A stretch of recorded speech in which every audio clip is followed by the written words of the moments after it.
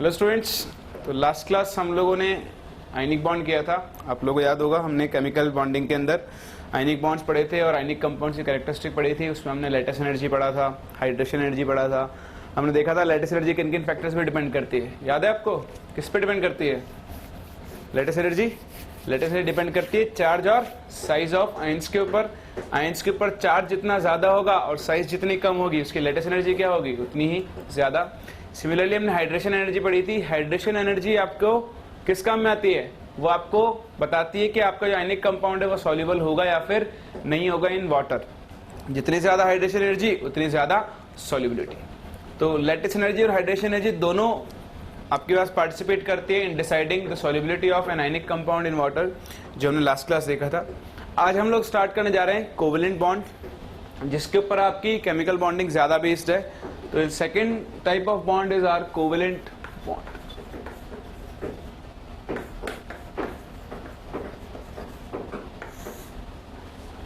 तो आप अच्छी तरह जानते हो कोवेलेंट बॉन्ड क्या होता है। आपने छोटी क्लासेस में बचपन में मतलब बहुत बार पढ़ा है कि कोवेलेंट बॉन्ड क्या होता है। तो again we are writing this definition, the chemical bond formed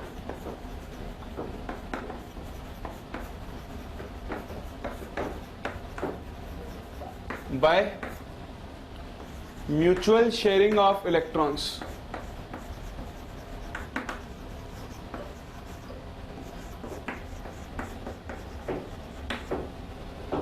between two atoms। दो एटम्स के बीच में अगर इलेक्ट्रॉन्स की म्यूचुअल शेयरिंग हो रही है तो वहां जो आपके पास बॉन्ड फॉर्म होता है, that bond is called a covalent bond। The bond formed by the mutual sharing of electrons between two atoms is called a covalent bond। So suppose we have an atom A and we have an atom B and both share one electrons। If these two are sharing one electron each, then there will be a bond formed between them which is called a covalent bond। आपने बहुत बार पढ़ा है। For example HCl, hydrogen के पास एक electron होता है, chlorine के पास 7 electrons होते हैं। तो क्लोरीन हाइड्रोजन के साथ एक इलेक्ट्रॉन शेयर करता है और क्या बनाता है? एक covalent bond. This type of bond in which is formed by mutual sharing of electrons is called a covalent bond. Now will talk about the conditions for forming a covalent bond. So write down the conditions for forming a covalent bond। See, there is one and only condition, that the electronegativity difference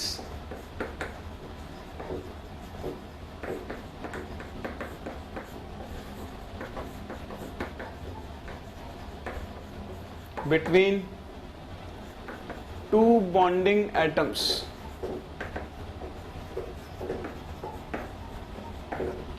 either should be 0 और very small.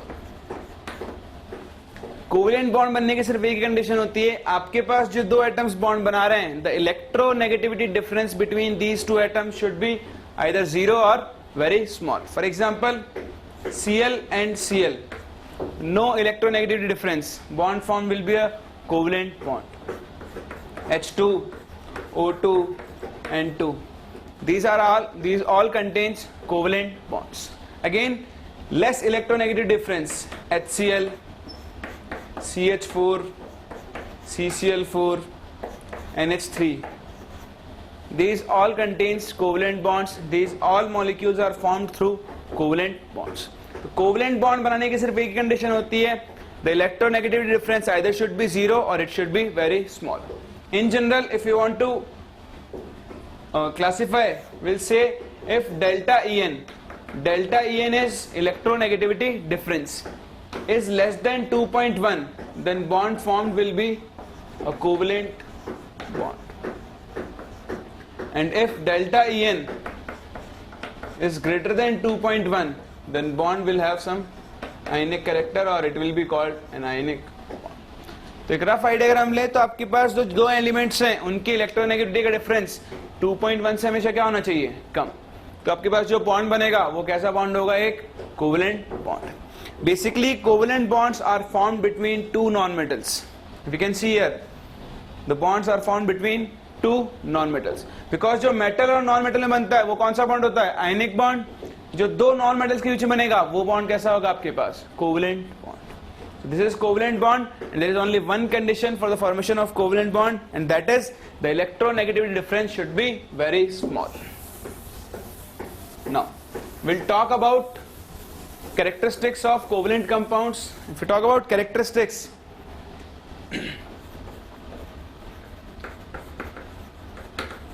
first is physical state. These type of compounds can exist in all solid, liquid and gaseous states. I'll give you some examples of each state. Solid, for example, graphite. In graphite there is a covalent bond between carbon-carbon atoms, diamond, silica, that is your Si. These are all solids. Liquids, bromine, which is in liquid state, CCl4, carbon tetrachloride, CHCl3, your chloroform, benzene.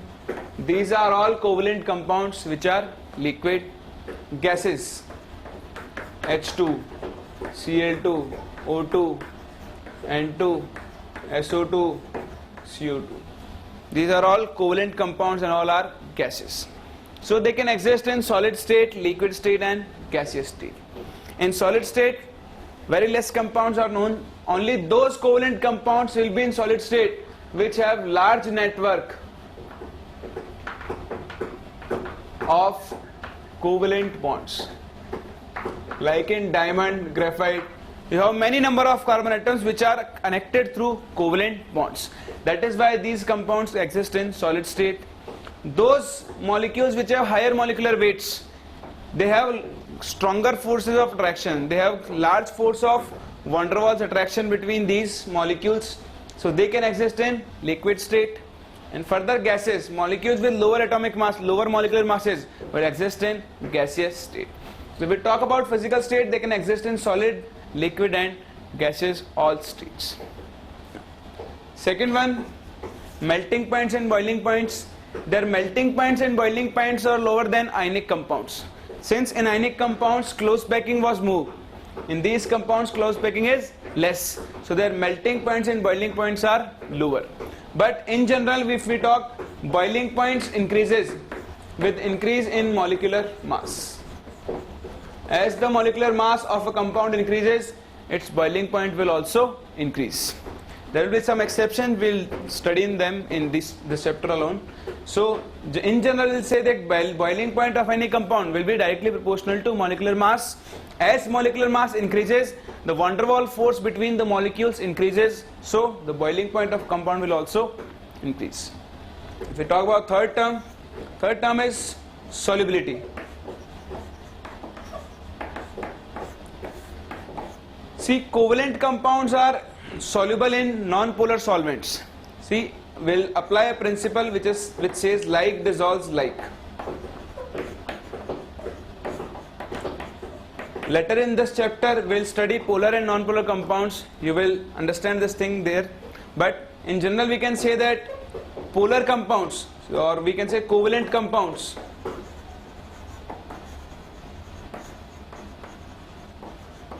are insoluble in water.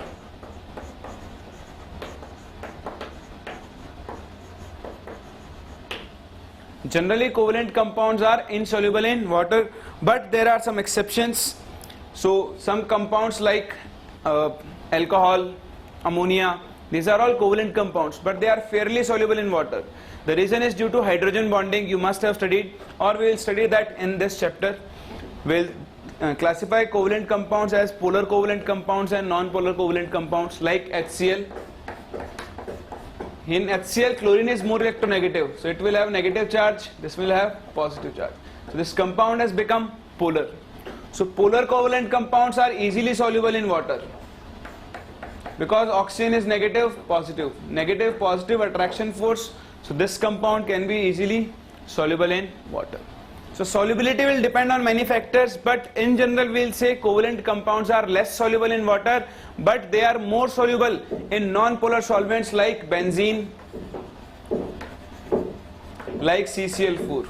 In these type of solvents, your covalent compounds are more soluble. This is your solubility. Then there is one more property which we can compare, that is electrical conductivity.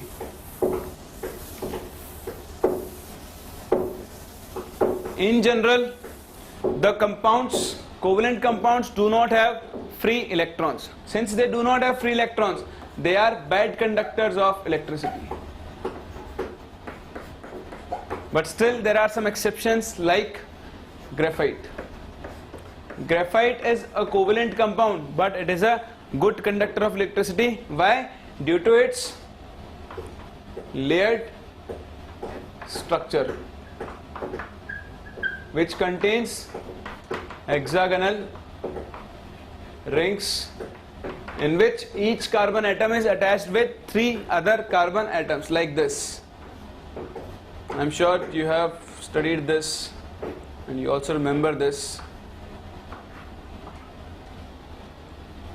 This is one carbon, this is carbon, carbon, carbon. So each carbon is having one unpaired electron, due to which graphite can conduct electricity. So in some cases they are conductors, but more generally covalent compounds are bad conductors of electricity. So these are some normal properties which you know, and we have discussed these things. But the important one, the important property is that a covalent compound or a covalent bond is rigid and directional in nature. We have talked about non-rigid and non-directional. So ionic bonds were non-rigid and non-directional, but covalent bonds are rigid and directional in nature. And that is why covalent compounds have a definite geometry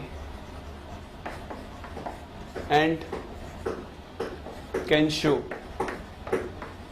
isomerism. See, a covalent bond is rigid and directional. For example, if I ask you what is the structure of CH4, तो आप जब भी CH4 के structure बनाओगे आप हमेशा कैसे बनाते हो? ऐसे? You'll always draw the structure like this. You'll never draw the structure of CH4 like this.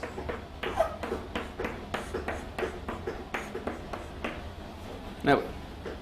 Why? Because the structure, the geometry of CH4 is tetrahedral. So you'll always draw CH4 like this. Why? Because covalent bonds are directional in nature. This CH bond will form only in this direction. It cannot be formed in this direction. It cannot be formed in this direction. Covalent bonds are always directional in nature. They will be aligned in a fixed direction at a fixed angle. उसके अलावा और किसी भी direction में और किसी भी angle में अपने आप को अलाइन नहीं कर सकते. Similarly, rigidness. If a covalent bond is formed between Cl and Cl or C and H, Cl and Cl cannot come closer than this distance. It's the maximum closest distance up to which these two Cl atoms can come close. Similarly, carbon and hydrogen cannot come closer than this distance, and this distance is called the bond length. So a covalent bond is directional and rigid in nature. Their characteristic is their bond length, which is that these two atoms cannot come closer than this distance. So this is the important characteristic of covalent compounds which we will be using, and which this characteristic differentiate covalent compounds from ionic compounds. Covalent compounds की कोई ना कोई geometry होती है, जबकि ionic compounds की कोई geometry नहीं होती है. आपने आज तक नहीं सुना होगा NaCl की ज्योमेट्री लीनियर होती है या टेट्राहेड्रल होती है, बट वी डू से CH4 is tetrahedral, CO2 is linear, NH3 is pyramidal. That is why, because covalent bonds have directional nature and they are rigid in nature. So these were some important characteristics of covalent compounds. Now we'll be studying in detail these characteristics, the solubility, the boiling points, melting points, We'll be studying them in this chapter. Next, third type of bond. The third type of bond is, or before that I'll talk about the strength of a covalent bond. This is important, strength of a covalent bond. See, the strength of a covalent bond depends on its bond energy. And what is bond energy? You know, bond energy is energy required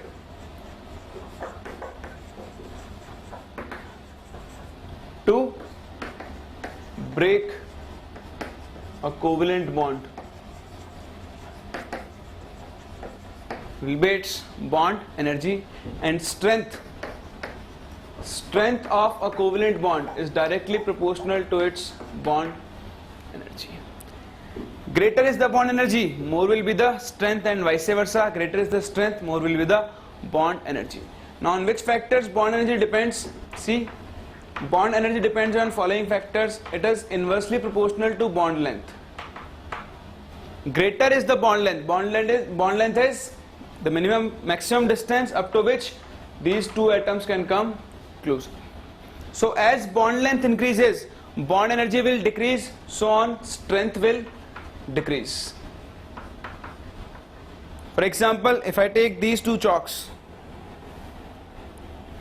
which one is easier to break, this one or this one? Obviously this one, because this is smaller. A smaller chalk takes more energy to be broken. Same is the case. Greater is the bond length, lesser will be the bond strength and lesser will be the bond energy. जैसे जैसे आपके पास bond की length बढ़ती जाएगी, bond दो atoms की जो distance भी क्या होगी, बढ़ेगी, अट्रैक्शन फोर्स क्या होगा, कम होगा, तो बॉन्ड की स्ट्रेंथ क्या हो जाएगी, वीक हो जाएगी. So greater is the bond length, lesser will be the bond energy, lesser is the bond energy, lesser will be the bond strength. Second, it is directly proportional to bond order. What is bond order? Bond order is number of bonds formed.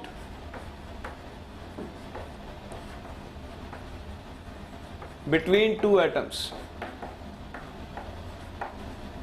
Like C single bond C, O double bond O, and N triple bond N. So bond order of this bond is 3, this is 2, this is 1. As bond order increases, bond energy increases, and as bond energy increases, strength also increases. So the bond strength or bond energy depends on these two factors, that is your bond length and bond order. As bond length increases, strength decreases. As bond order increases, strength increases. And then third character is delta En. Delta En is electronegativity difference. Greater is the electronegativity difference between two atoms, more will be the strength of covalent bond. Why so? For example, A and B, if A is more electronegative, it will have negative charge, it will have positive charge. Partial negative, partial positive, extra force of attraction along with this covalent bond. So due to this extra force of attraction, the strength of this AB bond will be increased. So greater is the electronegativity difference between two atoms, more will be the strength of bond. So these are some factors on which the strength of a covalent bond depends: bond length, bond order, and electronegativity difference. So this was all about the introduction of a covalent bond. The next type of bond is our coordinate bond. So we are moving on to the next part, the next type of bond.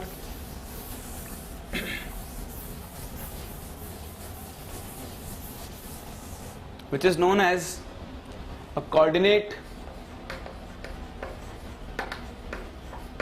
or a dative bond. What is this type of bond? See, the bond formed between two atoms. The bond formed between two atoms when,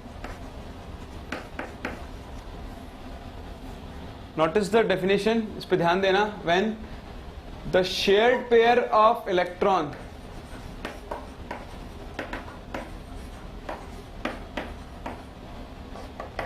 is being provided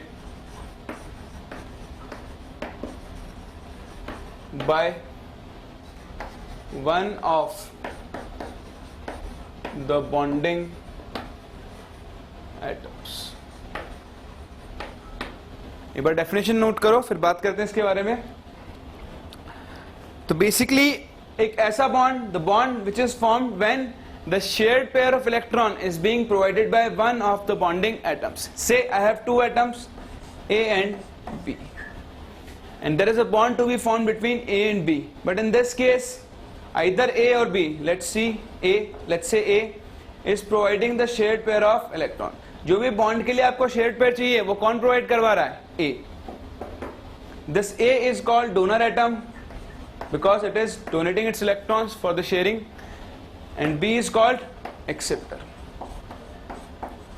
And a coordinate bond is always represented by an arrow which point towards acceptor from donor. So the coordinate bond formed will be like this. So ultimately there is a coordinate bond formed between A and B. तो जब भी दो atoms के बीच में bond बनना है और जो शेयर्ड पेयर ऑफ इलेक्ट्रॉन है वो उनमें से कोई एक एटम प्रोवाइड करवा रहा है, तो उसे हम क्या बोलते हैं? Coordinate bond. थोड़ा कॉम्प्लिकेटेड है, समझ में नहीं आ रहा होगा. Will see with an example. See there are two persons A and B. This A is very rich and this is very poor. B is very poor. A के पास बहुत सारा पैसा है, it's a billionaire, he is a billionaire, पर इसके पास दिमाग नहीं है, इसको पता नहीं है बिजनेस कैसे चलाते हैं, वो पैसा वेस्ट करता है. तो कोई एक को एडवाइस देता है कि एक ऐसा बंदा ढूंढ, एक ऐसा पर्सन ढूंढो आप जिसके पास दिमाग हो, जिसका बहुत अच्छा दिमाग चलता हो, चाहे उसके पास पैसा हो या ना हो, लेकिन उसका दिमाग बहुत चलना चाहिए. ए अपनी सर्च स्टार्ट करता है and ultimately finds B. B was very poor, उसके पास कुछ नहीं है, but it has a sharp mind. B के पास बहुत अच्छा माइंड है और वो जानता है कि बिजनेस को कैसे ग्रो किया जाता है. तो ए और बी के बीच में क्या डील होगी? सिंपल, पैसा मेरा, दिमाग तेरा. ए बोलेगा पैसा मैं लगाता हूं, तो अपना दिमाग लगा, हम बिजनेस ग्रो करेंगे. So there is a partnership between A and B.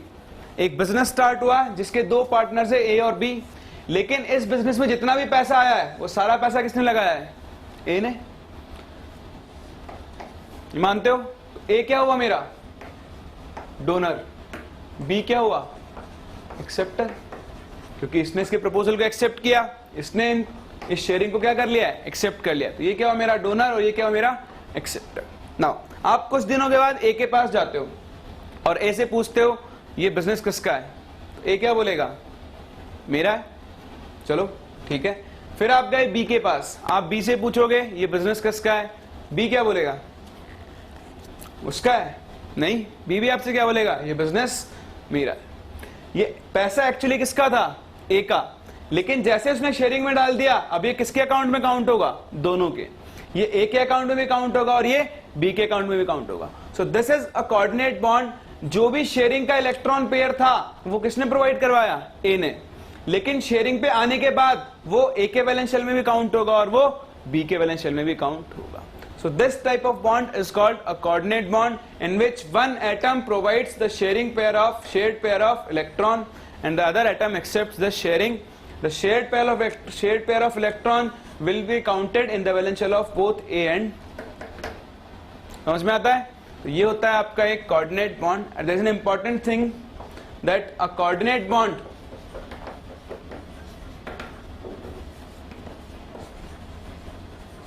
after formation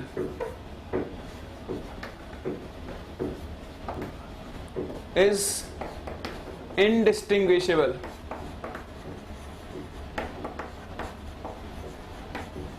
from a covalent. आप एक कोऑर्डिनेट बॉन्ड को एक कोवलेंट बॉन्ड से डिस्टिंग्विश नहीं कर सकते after formation. It will look alike a covalent bond. So this type of bond is called a coordinate bond in which one atom provides the shared pair of electron for bonding.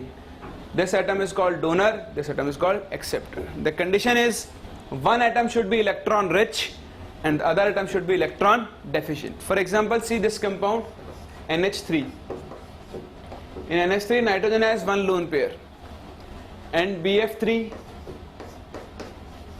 In BF3, boron has only 6 electrons in its valence shell, but there should be 8 electrons in the valence shell. So boron is electron deficient and nitrogen is electron rich. So nitrogen will donate its electrons to boron and they will form a coordinate bond like this. This type of bond is called a coordinate bond. So we have completed all the 3 types of bonds: ionic bond, covalent bond and coordinate bond with their characteristics. Now we'll start off with Lewis octet rule, जो आप लोगों ने पहले ही पढ़ा है in junior classes, and you know what is Lewis octet rule. It says that each element wants to complete its octet. So we'll start with Lewis octet rule.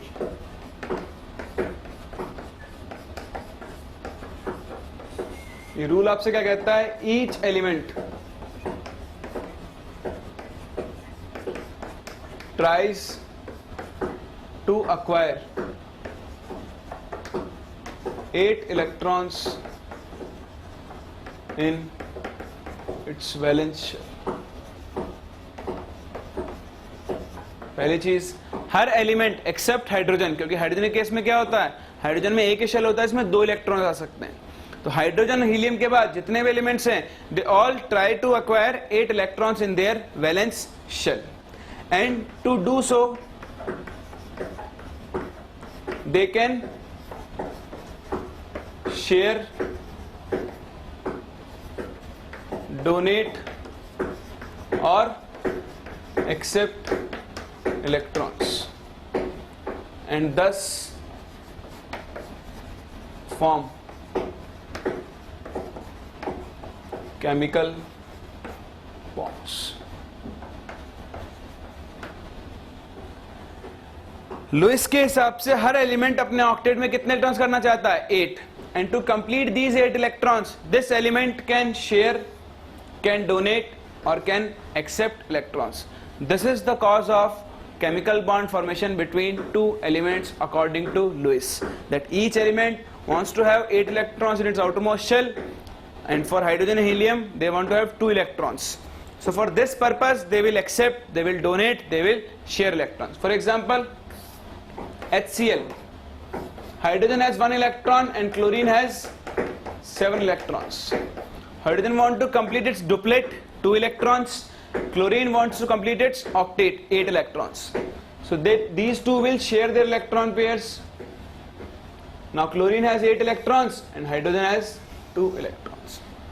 So by this sharing, a covalent bond is formed between hydrogen and chlorine. For example, sodium, 1 electron in its valence shell, its configuration is 2, 8, 1, and chlorine again 7 electrons in its valence shell. So sodium will donate its 1 electron to chlorine, it will form Na plus and Cl will form Cl minus, and a bond will be formed between Na and Cl, which is termed as an ionic bond. So this completion of octet become a cause of chemical bond formation between 2 elements. The elements form a chemical bond to complete their octet. So according to Lewis, those elements, or sorry, those compounds in which the octet of central atom was complete, they were more stable, and or we can say they were stable, they should exist. And those elements which do not have complete octet should not exist. Those compounds in which the octet of elements are not complete, they should not exist according to Lewis. But there were some compounds which do not have complete octet but still they exist, and those can be categorized in exceptions to Lewis octet rule. So our next topic is exception to Lewis octet rule.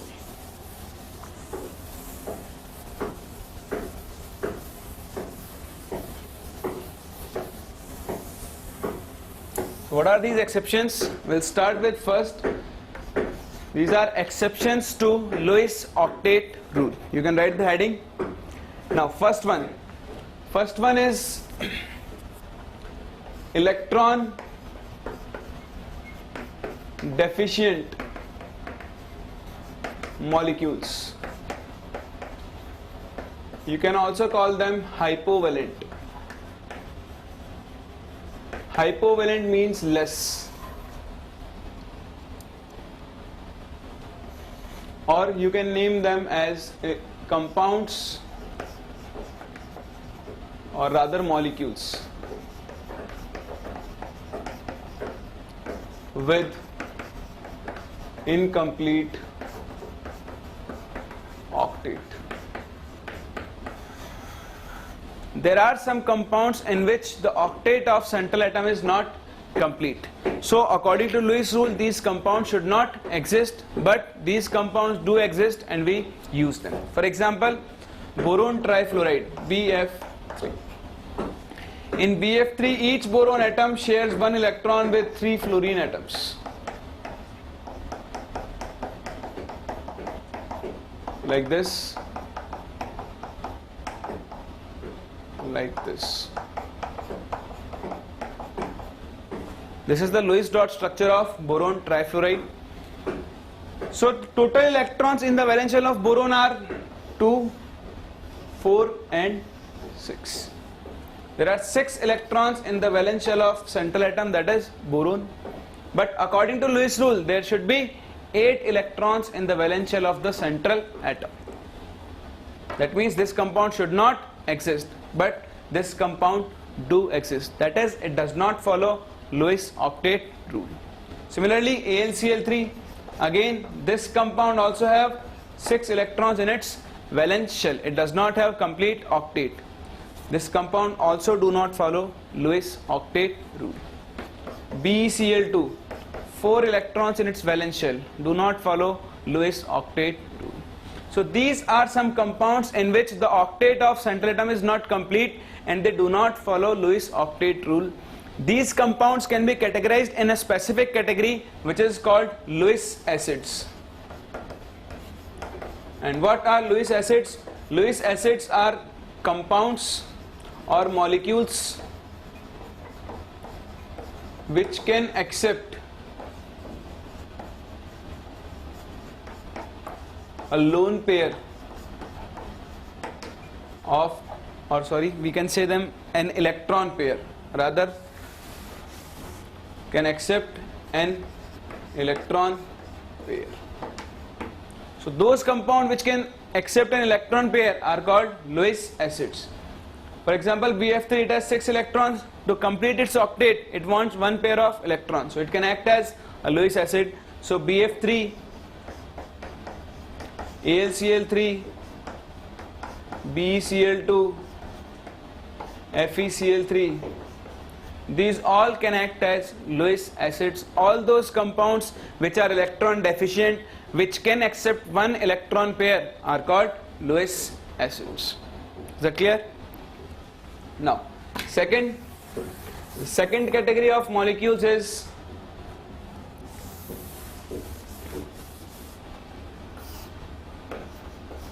molecules with expanded octet.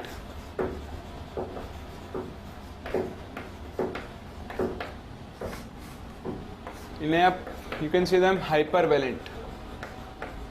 Hypo means less and hyper means more. So they have more than 8 electrons in their valence shell. So these compounds have more than 8 electrons in the valence shell.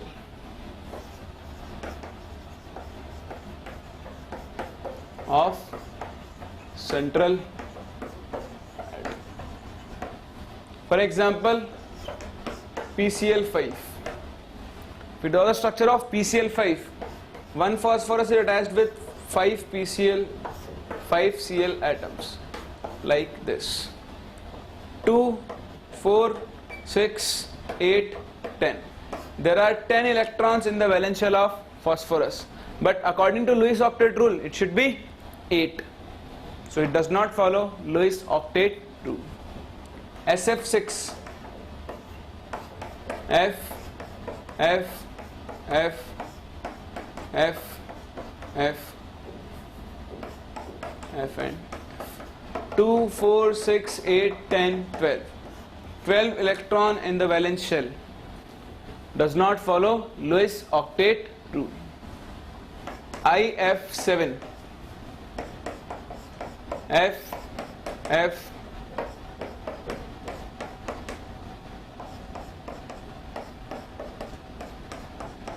7 2s are 14. 14 electrons in valence shell cannot follow Lewis octet rule. So these are hypervalent compounds which have more than 8 electrons in their valence shell. According to Lewis rule, there should be 8 electrons in the valence shell, but in these compounds, the electrons in the valence shell are more than 8. So these compounds also do not follow Lewis octet rule.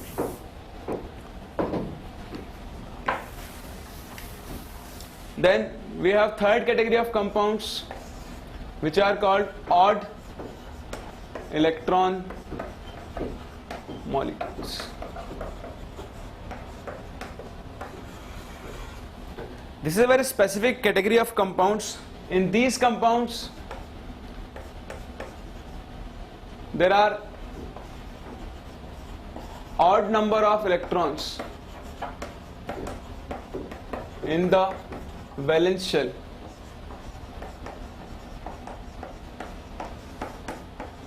of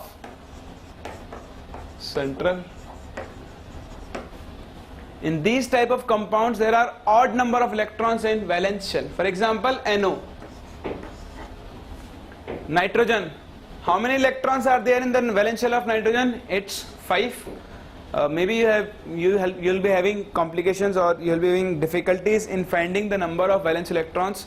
Just wait for 2 minutes. Let me complete this topic, then I'll let you know how we'll calculate the valence electrons in the central atom or in any given atom. Okay. So for right now, nitrogen has 5 electrons in its valence shell, and oxygen has 6 electrons in its valence shell. Total 11 electrons. NO2. Nitrogen has 5, oxygen 12, 17 electrons. ClO2, chlorine has 7, 12, 19 electrons. In these type of compounds, there is no possibility of completion of octet, because you cannot find an arrangement through which these odd electrons can be arranged such that there will be 8 electrons in the outermost shell. आप इन्हें किसी भी तरह से arrange नहीं कर सकते हो. So these all compounds do not follow Lewis octet rule, and keep in mind these molecules are paramagnetic in nature.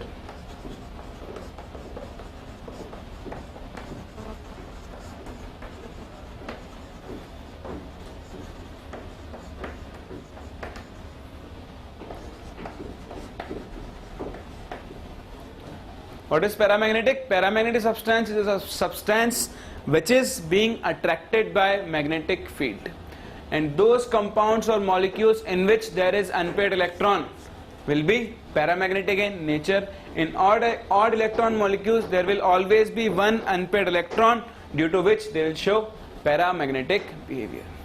So this was the third class of compounds which do not follow Lewis octet rule. Now we are left with one more.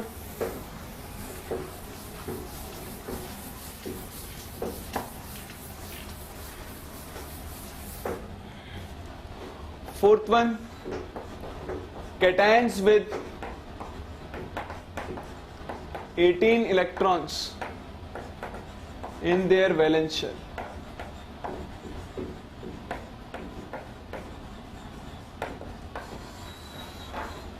See, we have two types of cations. First, cations with inert gas configuration. These have 8 electrons in valence shell, like sodium, magnesium, calcium. These are the cations with inert gas configuration. There is another class of cation which is known as pseudo inert gas configuration, and these cations have 18 electrons in their valence shell, and these are Cu plus Zn2 plus, Cu2 plus, etc. These type of cations have 18 electrons in their outermost shell. So these cations also do not follow Lewis octet rule. For example, if we take copper, copper's configuration is 3s2, 3p6, 3d10, 4s1. Cu plus will be formed when one electron is being removed from copper and the electron will be removed from the outermost shell. So the Cu2 plus will have configuration, Cu plus will have configuration 3s2, 3p6, 3d10. This is third shell, outermost shell, valence shell, electrons 10 plus 6, 16, 16 plus 2, 18. So these were four classes of compounds which do not follow Lewis octet rule. First one was molecules with incomplete octet.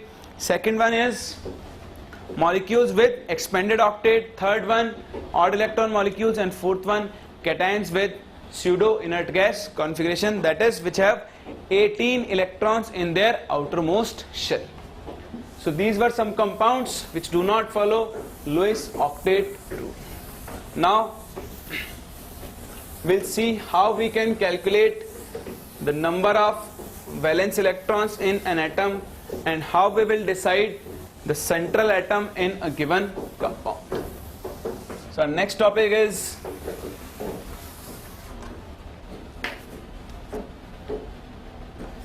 central atom and valence electrons.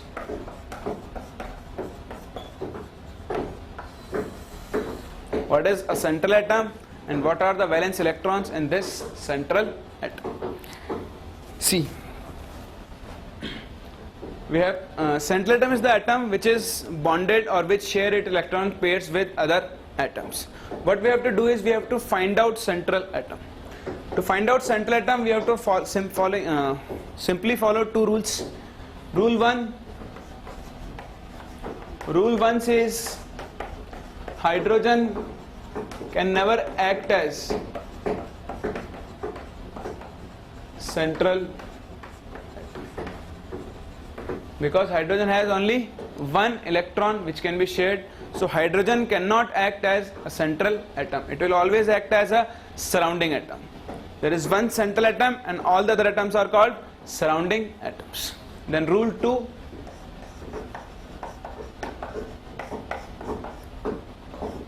central atom is the atom which is first less in number and second is less electro.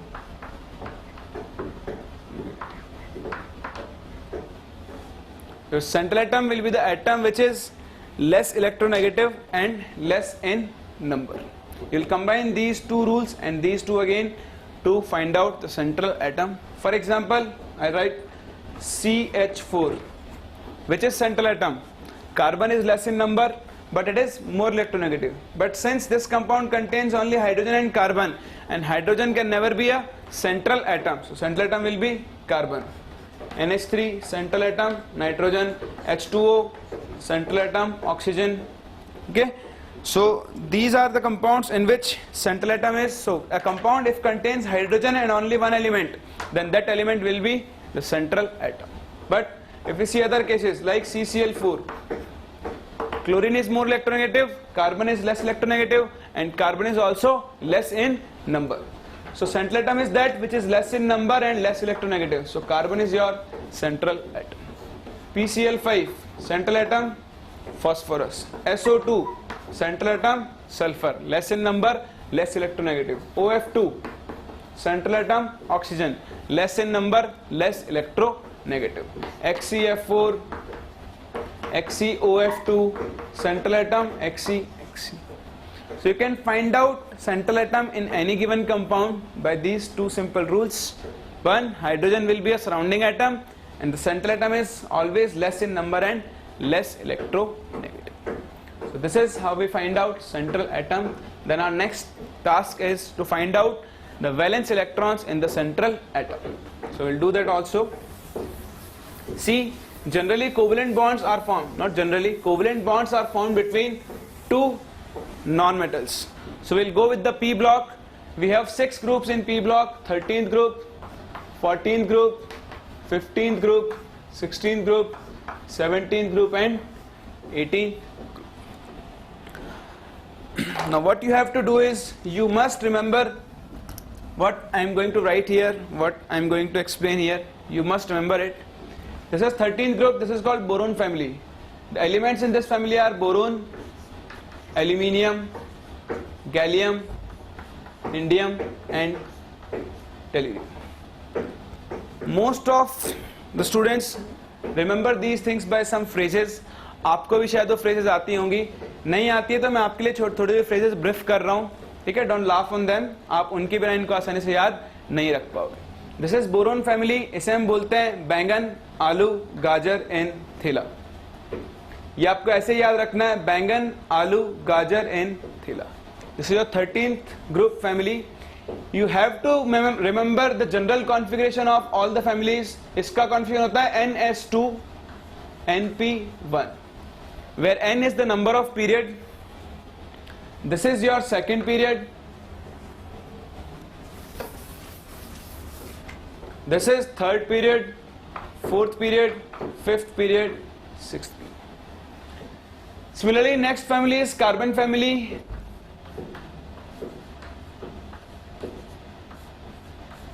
This is called Kahe Sita Ji Suno Prabhu. Write down your notebook. Kahe Sita Ji Suno Prabhu. The general configuration of this family is NS2 NP. Then third is your nitrogen family.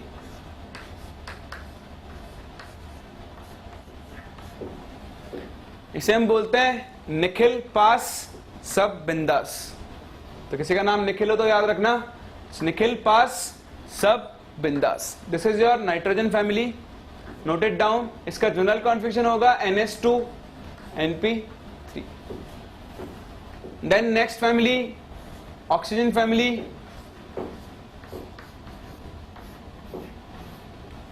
इसे कहते हैं हम old style से टीपो. टीपो मतलब cheating करना. शायद आप में कुछ लोग टीपो का मतलब नहीं जानते हो. सो ओल्ड स्टाइल से टीपो. तो यहां पर इसका जनरल कॉन्फिगरेशन होता है NS2 NP4. This is called oxygen family.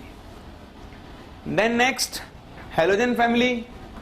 Fluorine, chlorine, bromine, iodine,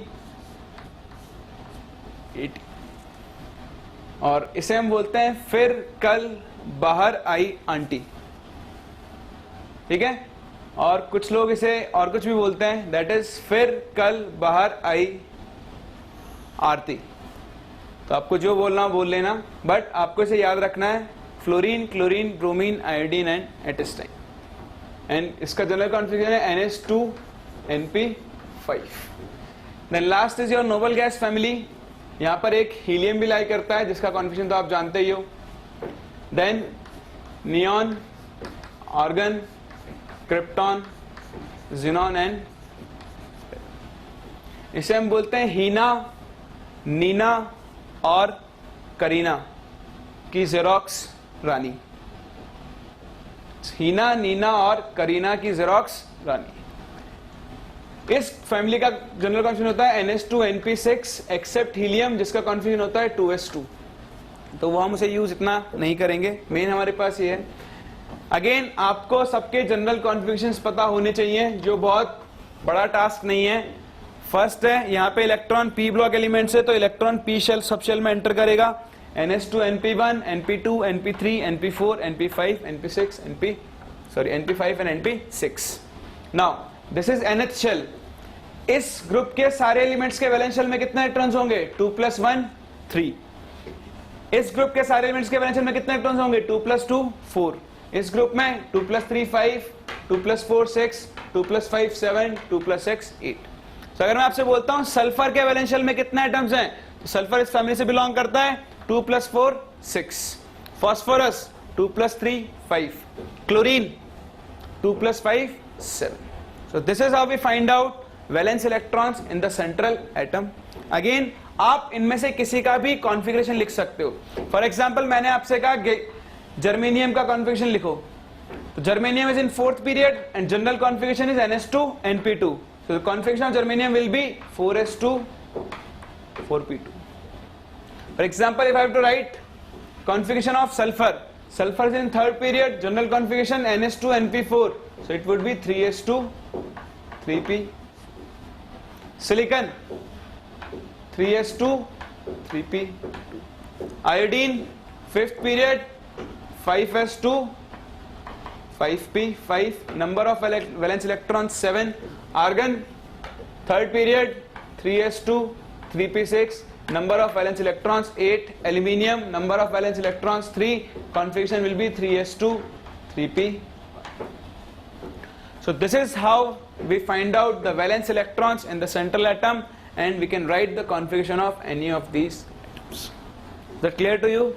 So this was our introduction to chemical bonding. We have studied ionic bond, covalent bond, coordinate bond, and Lewis octet rule. In the next class, we'll start off with valence bond theory.